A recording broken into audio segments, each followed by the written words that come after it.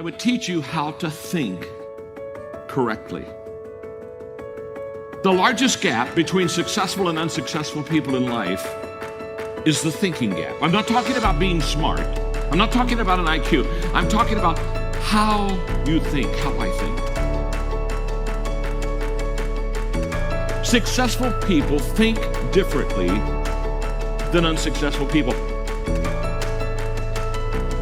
Wise thinking leads to right living. Stupid thinking leads to wrong living.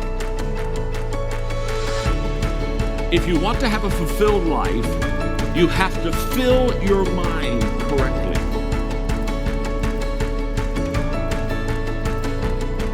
Right now, you need to focus on today.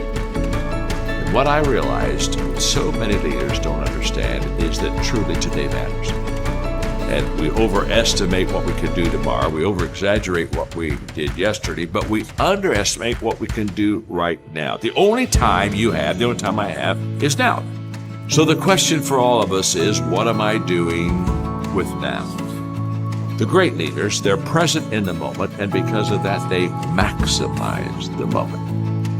So if you're tempted to take that faraway glance, well, glance and get right back to the present moment. Because today you're preparing to make tomorrow a success.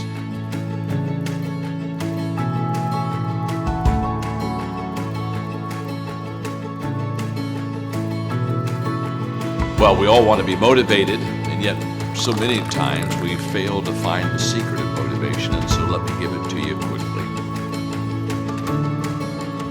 Just do it. Motivation is not the cause of action, it's the byproduct of action. There's a lot of difference. If I think motivation is the cause of my action, then I'm going to wait to be motivated before I do something. But if I realize it's the byproduct of my action, then I'll start doing something. And then guess what? Motivation will come up and zap you, and all of a sudden you feel good and you're glad you're doing it. And you're saying, wow, this is truly wonderful. So let it be the byproduct of your life. Don't let it be the foundation for the actions that you take. Nothing comes to you until you commit yourself. Nothing comes to you if you're just going to try, but you're not committed. Nothing comes to you if you're just thinking about it. It's not until you take the action step. It's not until you take the direction do the things start to flow through you.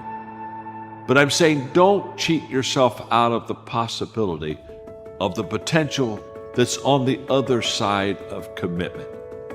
Stay with it long enough to find out if there's any fruit in it. You can do goal setting with a pencil, but you have to do goal getting with your legs. You got to take action. And it's the action that separates us. The greatest gap in this world is the gap between knowing and doing. Knowing is goal setting. Doing, now that's goal achieving. People that are knowledgeable about habits say that it takes 30 days for a habit to become a habit. Now, habits can be good, habits can be bad. And so over a period of time, you can either be developing habits that are going to help you, or you can be developing habits that are going to hurt you. People that grow develop habits that help you. The great value of a good habit is you don't have to think about it. That's why it's a habit. In other words, once you begin to, over days and times and periods, begin to practice something that's good, after a while it becomes automatic to you. It becomes who you are. In fact, I always tell people, practice a good habit long enough to make it yours. And once it's yours, now it's automatic. Every day, you'll do what you should do. Often I have the expression that everything worthwhile is uphill. That's a fact. You've never heard someone talk about accidental achievements. You've never heard someone that got to the top of the mountain and somebody asked them, how did you get there? Kind of look confused and say, I have no idea. They know how they got there. The reason they know how they got there is because they had to walk all the way up the mountain. Nobody lifted them. There were no shortcuts. There's not an elevator. There's not an escalator. It's all effort that gets you to the top of the mountain. What I want you to understand is that inspiration does a lot better when it's coupled with perspiration. There are a whole lot of people, they want to be inspired in great things, but they don't want to do the hard work to achieve those great things. difference. It's not either or, it's both and. So I really trust today that you will just kind of roll up your sleeves, look at something you haven't tackled for a while, dive in. You'll be amazed that once after you do the work, you get inspired.